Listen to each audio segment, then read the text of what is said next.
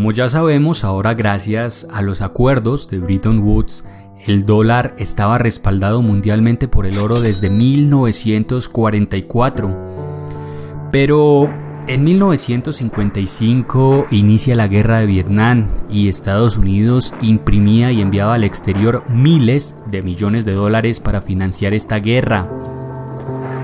Ya por los años 60, algunos empezaron a sospechar que la cantidad de dólares impresos en el mundo era muchísimo mayor que la cantidad de oro existente. Es decir, que si todos los poseedores de dólares en el mundo empezaban a comprarle oro a Estados Unidos no hubiese podido cumplir con la promesa del acuerdo de 1944. Es por eso que en 1965 empieza el caos. Pero vayámonos unos años antes de esto. Francia fue el primer país que tomó un crédito del Fondo Monetario Internacional en 1947. Su ejemplo lo siguieron otros países europeos. Como resultado, los países del viejo continente tenían en sus manos dólares con mucho peso en el mundo y lastimosamente sus propias monedas iban perdiendo su valor. La inflación y la subida de los precios en los siguientes años empezaron a ser el principal problema de los países europeos. Fue así como decidieron empezar a hacer más fuertes sus propias monedas. En los años siguientes se llevaron a cabo reformas monetarias en Bélgica, Austria, Francia, Holanda, Dinamarca, Noruega y Finlandia. Sus monedas empezaron a recuperarse. Estos países empezaron a deshacerse de billetes verdes impresos con los rostros de los presidentes de Estados Unidos. Los líderes europeos se preguntaban, ¿y ahora qué hacer con estos dólares?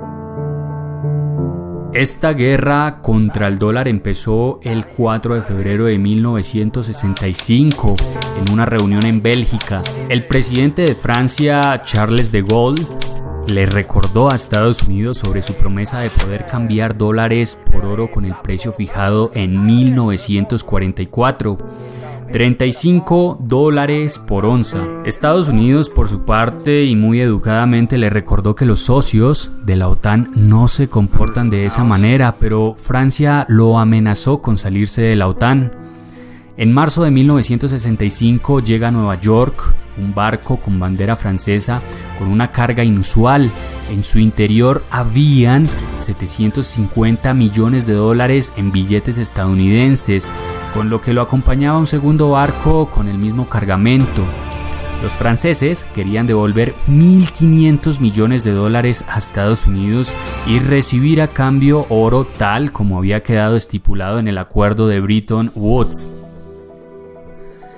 Semanas más tarde llegaron a Francia estos dos barcos cargados con cientos de toneladas de oro, y esto era solo el comienzo. A finales de 1968, cuando los franceses ya habían cambiado dólares por oro en una suma que superaba los $5.000 millones. No está de más decirles que, como era lógico de esperar el ejemplo de Francia, lo empezarían a seguir otros países como Alemania, Canadá o Japón. Como resultado, las reservas de Fort Knox, lugar donde está depositado el oro de Estados Unidos, se contrajeron. A principios de los 70, en Washington intuían que algo grave estaba a punto de pasar debido a que el dólar estaba sobrevalorado y se necesitaba una solución. En mayo de 1971, el presidente Richard Nixon viaja a Arabia Saudita para convencer al rey Faisal, o mejor dicho, para amenazarlo de que él, junto con los países de la OPEP, negociaran el petróleo solo en dólares. Si los árabes aceptan, recibirían a cambio protección militar y entre otros favores. Si se niegan, se verían amenazados con una intervención, inventando, claro, cualquier excusa contra Arabia. Y bueno, ya sabemos todos que Arabia Saudita aceptó, y fue así como se crearon los petrodólares, o sea, el dólar respaldado por el petróleo, lo cual mantendría a Estados Unidos en la cima del poder, y el dólar como divisa dominante a nivel mundial. Pero eso ya es otro cuento aparte, lo de los petrodólares, y en otra ocasión lo veremos. Como les decía, Nixon había hecho de las suyas y regresaba a Estados Unidos con un as bajo la manga. Y en agosto de ese año, en 1971, Nixon anuncia al mundo que temporalmente abandonaba los tratados de Bretton Woods y que por lo tanto ya no se podía comprar oro con dólares.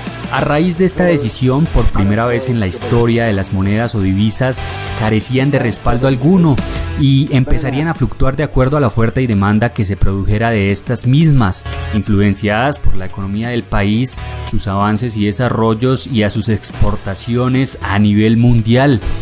Más adelante explico con un ejemplo práctico cómo una moneda o divisa llega a valer más que otra, por qué los dólares valen más que la moneda pesos de los países latinoamericanos y cómo estamos influenciados en nuestras vidas directa o indirectamente por el mercado forex o mercado de divisas.